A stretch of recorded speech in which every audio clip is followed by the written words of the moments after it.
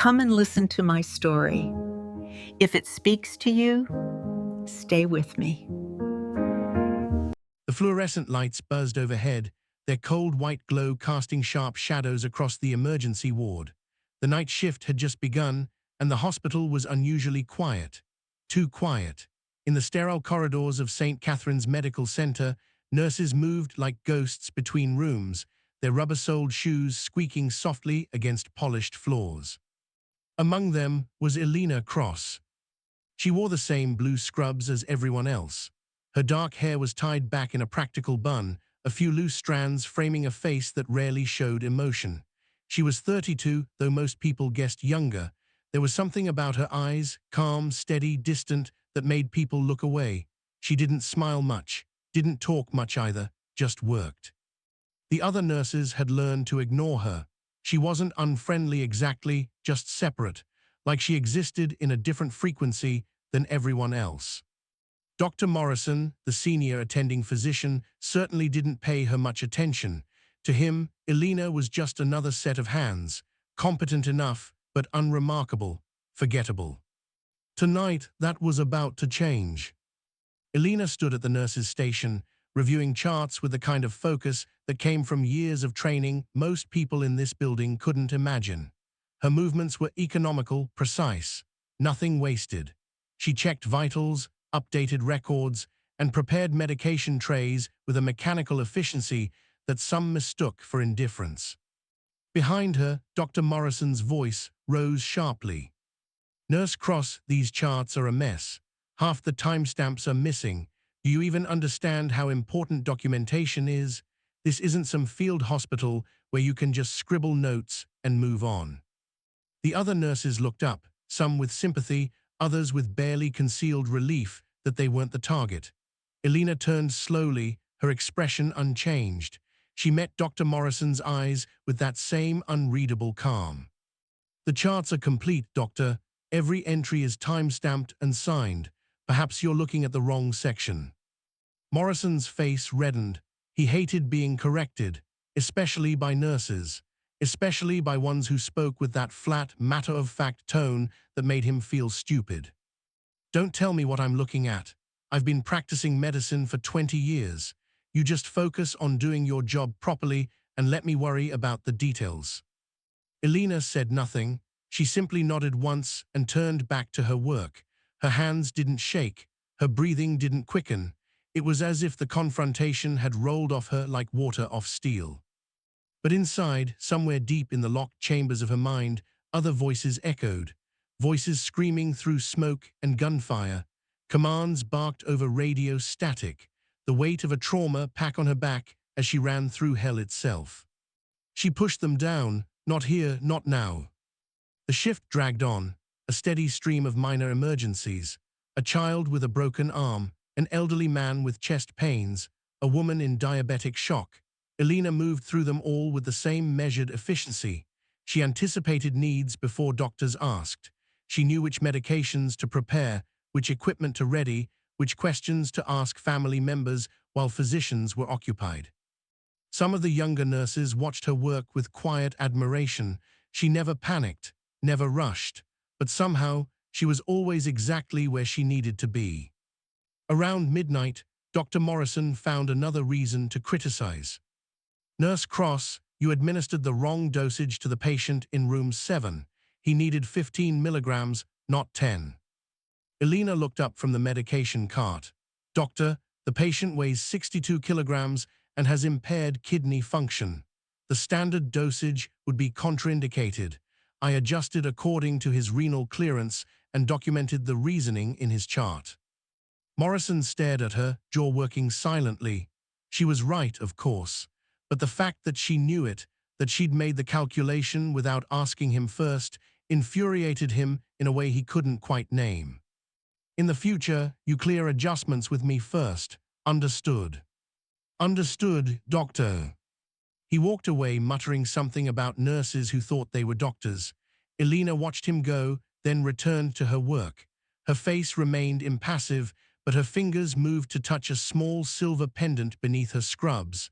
A habit, a grounding technique. The pendant was old, worn smooth from years of being held. Most people never noticed it. Those who did assumed it was religious. They were wrong.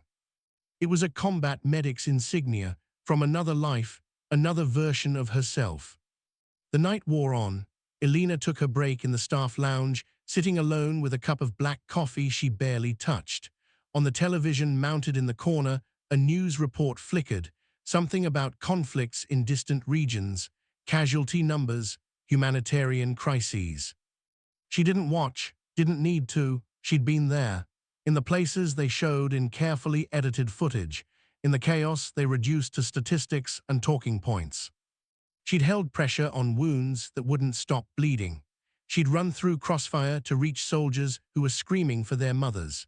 She'd made decisions about who lived and who died when there wasn't enough time or supplies to save everyone. And then she'd come home, traded her combat uniform for blue scrubs, exchanged the desert for sterile hallways, found a different kind of battle in the endless rhythm of hospital shifts. Most days it was enough.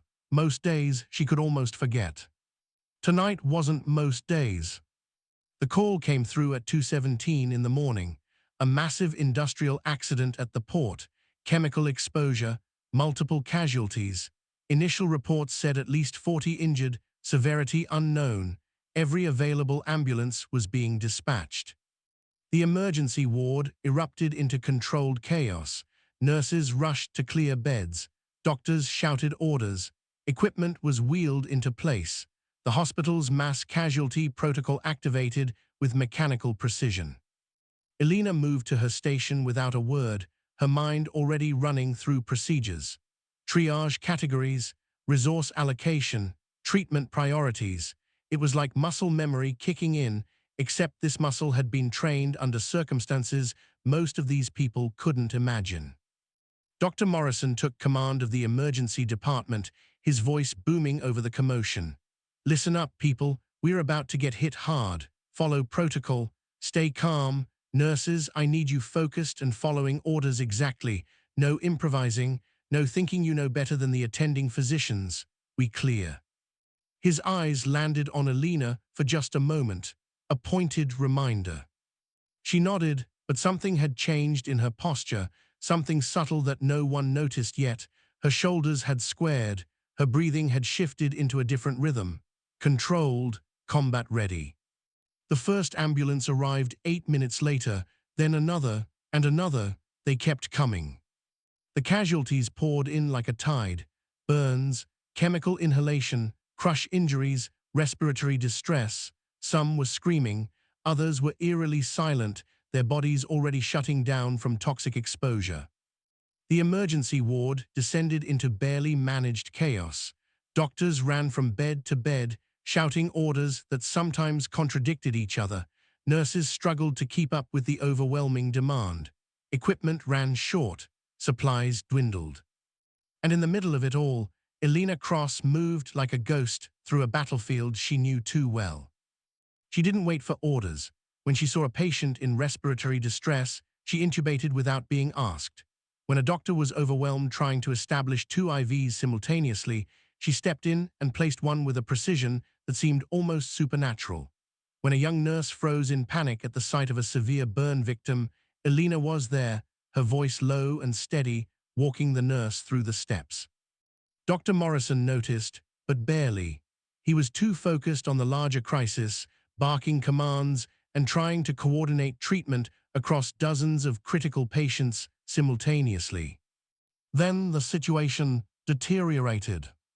3 patients crashed at once: cardiac arrest, anaphylactic shock, severe hemorrhaging, not enough doctors, not enough hands. Morrison ran to the nearest bed, shouting for nurses. 2 came running, but they were young, inexperienced. Their hands shook as they tried to follow rapid-fire instructions. Across the ward, an elderly man was dying. His vitals were plummeting. Chemical burns had damaged his respiratory system beyond what the overwhelmed staff could manage. Elena saw it happening, saw the numbers dropping on the monitor, saw the intern standing frozen at the bedside, unable to process what needed to be done. She moved. Not quickly, not in panic, but with the deliberate efficiency of someone who had done this 1,000 times before in far worse circumstances. She reached the bedside and her hands moved automatically, checking airway, assessing breathing, scanning for the injuries that would kill first. Her voice came out different now, not the quiet, deferential tone of Nurse Cross, something else, something that carried absolute authority. Severe upper airway compromise, chemical burn inhalation, we need a surgical airway, now. The intern stared at her. What, I can't, I mean Dr. Morrison hasn't. There's no time, get me a cricothyrotomy kit, betadine, lidocaine if we have it, but we're doing this either way. The intern didn't move. He looked around desperately for a doctor, anyone to tell him what to do. Elena's eyes locked onto his. There was something in that gaze that made him suddenly understand this wasn't a request. It was a command from someone who knew exactly what she was doing. Now, he ran. Elena's hands moved with practiced precision, prepping the patient's neck. She palpated landmarks with fingers that had performed this procedure in the back of moving vehicles, in sandstorms, under enemy fire. A hospital emergency room was almost peaceful by comparison. Dr. Morrison appeared at her shoulder, his face flushed with anger and exertion. Nurse Cross, what the hell do you think you're doing? Step back, I'll handle this. She didn't step back. With respect, doctor, you're needed on the cardiac arrest in Bay 3. This patient has maybe 90 seconds before complete airway obstruction. I can do this. You can't do a crick, you're a nurse. Elena's hands didn't stop moving. The intern returned with the kit. She opened it with movements so smooth they seemed choreographed. I've done 47 of these, 31 under direct fire. This patient is dying, doctor. You can reprimand me after I save his life. There was something in her voice, something that made Morrison step back without quite understanding why, an authority that transcended rank or title, the voice of someone who had commanded in situations where hesitation meant death. She made the incision. Her movements were textbook perfect, precise, controlled, no wasted motion. She had the airway established in under 60 seconds. The patient's oxygen saturation began to climb. Color returned to his face. The monitors stabilized. The intern stared at her like he was seeing her for the first time. Morrison's mouth opened and closed. He wanted to shout at her, to assert his authority, but something stopped him, some instinct that told him he was looking at competence far beyond what he'd assumed. Where did you learn that? Elena was already cleaning up, her face returning to that neutral mask. Previous experience, doctor. She moved to the next patient before he could ask more questions. For the next hour, Elena became a force of nature in the emergency ward. She moved between patients with an efficiency that seemed almost inhuman. She anticipated complications before they occurred. She made judgment calls that saved lives. And she did it all with the same calm, measured demeanor she'd shown filing charts earlier that evening. The other nurses began watching her differently, following her lead even when doctors were giving different orders. They couldn't explain it, but they trusted her instincts more than their training. Dr. Morrison found himself unconsciously deferring to her assessments, asking her opinion on treatment plans. It went against everything his ego wanted, but the results spoke for themselves. Patients under her care stabilized faster. Complications were caught earlier. Nothing was missed. By 4 in the morning, the worst of the crisis had passed. Patients were stabilized. The chaos had settled into exhausted routine. The emergency ward looked like a war zone, bloodied gauze, empty medication vials, discarded equipment everywhere. Elena stood at the nurse's station, updating charts with the same methodical precision she'd shown at the beginning of her shift. Her scrubs were stained. Her hair had come loose from its bun, but her hands were steady, her face composed. That's when they heard it, a sound that made several nurses look up in confusion. Helicopters! Heavy military transport helicopters from the distinctive thrum of their rotors, getting closer. Dr. Morrison frowned. What the hell, We didn't call for air transport. The emergency entrance doors burst open, not with the usual chaos of paramedics and gurneys, but with the measured precision of military personnel. 6 soldiers entered in tactical uniforms, not combat gear, but the professional attire of official military business. They moved with coordinated efficiency, scanning the room with trained eyes. Behind them came an officer, a colonel, from the insignia on his uniform. He was in his 50s, weathered and competent-looking, with the bearing of someone who had commanded in difficult places. The hospital staff froze. This wasn't standard procedure. Military didn't just show up at civilian hospitals. The colonel's eyes swept the emergency ward until they found what they were looking for. Elena Cross, standing at the nurse's station with a pen in her hand. His expression shifted, recognition, and something that looked like profound respect. He walked directly toward her, his soldiers falling into formation behind him. The colonel stopped 3 feet from Elena and came to attention. Then he saluted. A crisp, formal military salute, held with absolute precision. The entire emergency ward went silent. Elena stood motionless for a moment, her face unreadable. Then, slowly, she straightened. Her posture shifted into something the nurses had never seen before: military bearing, command presence. She returned the salute. The colonel dropped his hand. When he spoke, his voice carried across the silent ward.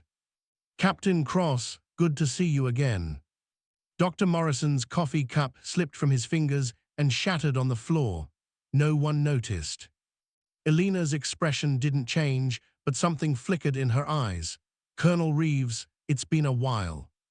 2 years. Last time was that extraction operation outside Kandahar. You saved 6 men that night. Would have been a lot more if you hadn't been there. He glanced around at the staring medical staff, then back to Elena. "We heard about the industrial accident on military channels, chemical exposure protocols. When we learned St. Catherine's was handling the casualties, I thought you might be here, figured you could use some support." Elena shook her head slightly. "We managed, sir." "I'm sure you did." The colonel's voice held something that might have been pride. "You always do." He turned to address Dr. Morrison directly. "Doctor, I apologize for the dramatic entrance. I'm Colonel James Reeves, Military Medical Command. I wanted to offer our facility's services for any patients requiring specialized decontamination or treatment beyond civilian capabilities." Morrison found his voice, though it came out weaker than usual. "Captain, she's a captain." The colonel's expression hardened just slightly.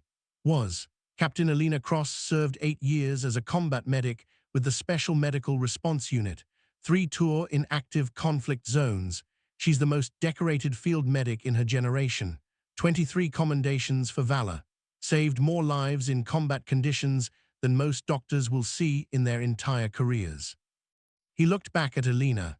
She also requested an honorable discharge 2 years ago, came home, took a civilian position where she thought she could keep helping people without the weight of command. Morrison stared at Elena like he was seeing a stranger. "You never mentioned. Your file just said prior military service." Elena met his eyes with that same calm, steady gaze. "You never asked, doctor, and it wasn't relevant to my work here." "Not relevant," Morrison's voice cracked slightly. "You performed a surgical airway tonight like it was routine. You coordinated triage better than I did. You knew things that nurses shouldn't." "I know what I know because I learned it in places where mistakes meant people died." Elena's voice was quiet but firm. "The rank doesn't matter anymore. I'm here to do my job, that's all." Colonel Reeves stepped closer, his voice dropping so only Elena could hear, though the silence was so complete that others caught fragments. "We could use you back, Elena. Command has been asking. That program you helped develop for battlefield trauma response. They want to expand it. They need someone with your experience." Elena was quiet for a long moment. Around her, the emergency ward remained frozen. Nurses who had worked beside her for months. Doctors who had dismissed her as just another pair of hands. All of them watching this stranger in blue scrubs who had hidden an entire life behind a neutral expression. Finally, she spoke. "I appreciate that, sir, but I'm where I need to be." The colonel studied her face, then nodded slowly. "Understanding. Copy that, Captain, or should I say Nurse Cross." He stepped back and saluted again. Elena returned it. Then the colonel turned to his soldiers. "Gentlemen, we have 2 patients being transferred to our facility for specialized care.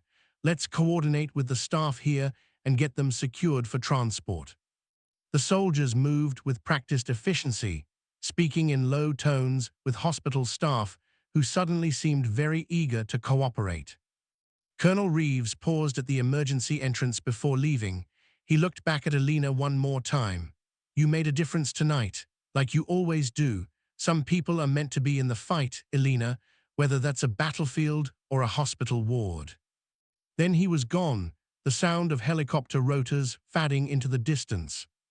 The emergency ward remained silent for several heartbeats. Then, slowly, normal sounds returned. Equipment beeping, nurses moving, the hospital coming back to life. But everything had changed. Dr. Morrison approached Elena slowly, like he was navigating unfamiliar terrain. When he spoke, his voice had lost all its earlier arrogance. "Captain Cross, I owe you an apology, several of them. I was disrespectful and dismissive, and tonight you proved why that was a mistake." Elena looked at him for a moment, then shook her head slightly. "I'm not a captain anymore, doctor, just Elena, and there's nothing to apologize for. We all have bad nights. What matters is that our patient survived." Morrison studied her face, trying to reconcile the quiet nurse he'd berated with the decorated combat veteran who had just been saluted by a colonel. "The things you must have seen, the things you've done, how do you just come back from that and work routine hospital shifts?" Elena's expression softened just slightly. For the first time, there was something almost human in her eyes, something vulnerable beneath all that control. "Because routine hospital shifts are where I can help without anyone dying, where I can save lives without having to make impossible choices about who gets treated first when there's not enough supplies for everyone. This is the peace I fought for, doctor. I'm not going to waste it." She picked up her chart and continued working like nothing had happened. The other nurses gradually returned to their tasks, but the atmosphere had shifted.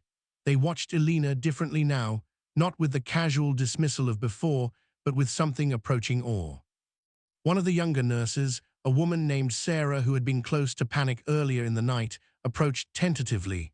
"Nurse Cross, I just wanted to say thank you for earlier when I froze up. You didn't make me feel stupid. You just helped me do what needed to be done." Elena paused in her charting. "You did fine, Sarah. First mass casualty event is always rough. You stayed. You helped, that's what matters. You made it look easy." "It's never easy." Elena's voice was quiet. "You just learn to move through the fear, to focus on the one thing you can control, which is the patient right in front of you. Everything else is noise." Sarah nodded slowly, absorbing this. "Did you really perform 47 of those airway procedures?" 48 now." Elena's mouth curved into something that wasn't quite a smile. "But who's counting?" The shift change came at 6 in the morning. The day nurses arrived to find the night crew exhausted but strangely energized. Word of what had happened was already spreading through the hospital. The quiet nurse who turned out to be a decorated war hero. The military showing up. The lives saved. Elena packed up her belongings in the locker room, moving with the same efficient motions she always used. She changed into civilian clothes, jeans, and a plain sweater. Without the scrubs, she looked even more ordinary, just another person heading home after a long night. Dr. Morrison caught her in the parking lot as dawn was breaking over the city. The rain had stopped, leaving everything clean and fresh. "Captain Cross, Elena, wait." She turned, her expression patient. Morrison seemed to struggle with what to say. "I've been thinking, the hospital could use someone with your expertise in a more formal capacity, training coordinator for emergency response. Higher pay grade, recognition for what you bring to the team." Elena was quiet for a moment, considering.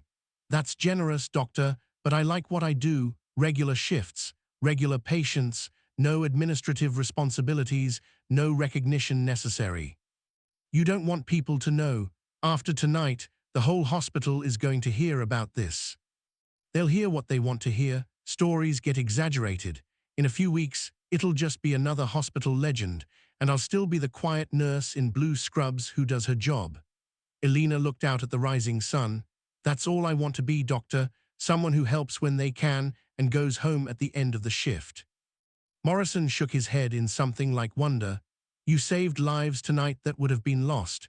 You brought order to chaos. You demonstrated skills and leadership that most of our staff couldn't match.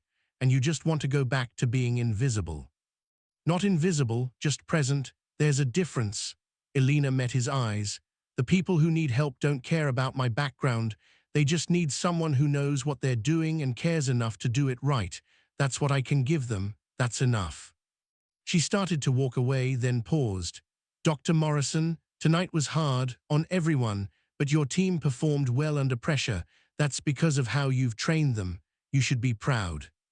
Morrison watched her go, this enigma in ordinary clothes. A hero who didn't want to be called one. A warrior who had traded one battlefield for another and never looked back. In the weeks that followed, the story of that night became part of St. Catherine's Hospital lore. Details got fuzzy. Some people said the military came looking for Elena specifically. Others claimed she performed emergency surgery single-handedly. The truth, as always, was both simpler and more complex. Elena Cross continued her shifts, the same blue scrubs, the same quiet efficiency. But now, when she entered a room, people noticed, not because she'd changed, but because they finally saw what had always been there. Doctors consulted her more frequently, younger nurses sought her guidance. Patients felt safer under her care, though most never knew why. And Elena accepted it all with the same measured calm. No ego, no need for recognition, just someone doing the work because it needed to be done. Late one night, 3 months after the incident, Elena stood at the nurse's station during another quiet shift. The emergency ward was peaceful, routine cases, normal chaos. Sarah, the young nurse from that chaotic night, worked beside her.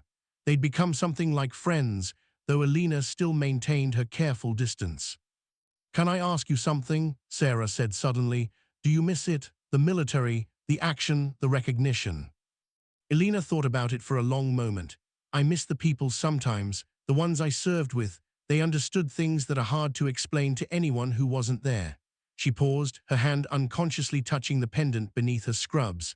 "But miss the action? No, I did what I had to do. I helped who I could help. Now I do it here, where the battles are different but the mission is the same." "What mission is that?" Elena looked around the emergency ward, at the patients in various stages of treatment, at the nurses moving between rooms, at the endless rhythm of suffering and healing that defined this place. To make sure that when someone is at their worst moment, when they're scared and hurting and don't know if they're going to make it, there's someone there who knows what to do, someone who won't panic, someone who will fight for them even when they can't fight for themselves. She met Sarah's eyes. That mission doesn't change whether you're in a desert war zone or a hospital in the city. People need help. We have the training to provide it. Everything else is just context. Sarah nodded slowly. "You make it sound simple." "It is simple, doing it is the hard part, but that's why we train, that's why we show up every shift, because when the moment comes, someone has to be ready." Elena returned to her charting. "Tonight, that someone is us. Tomorrow night, it'll be us again. That's the job." The automatic doors opened. An ambulance was arriving, possible cardiac event. The night continued. Elena moved toward the incoming patient with her characteristic calm efficiency. No theatrics, no drama, just another person who needed help and a nurse who knew exactly what to do. In the harsh fluorescent light, she was just Nurse Cross again, unremarkable in blue scrubs, easy to overlook, easy to underestimate. But for those who knew how to look, there was something else there. A quiet strength that came from having faced the worst humanity could offer and choosing to come back and heal instead of turning away. the discipline of someone who had saved lives under impossible conditions and now used that same training to save lives in routine ones. She was a warrior who had found peace not by leaving the fight, but by choosing which battles to fight. And in the fluorescent-lit corridors of St. Catherine's Medical Center, on countless ordinary nights, Elena Cross continued her mission. One patient at a time, one shift at a time, no recognition necessary. Just the work, always the work. Because someone had to be ready when chaos arrived. Someone had to stay calm when others panicked. Someone had to remember their training when everything fell apart. Tonight, and every night after, that someone was her. The quiet hero, hidden in plain sight, exactly where she wanted to be.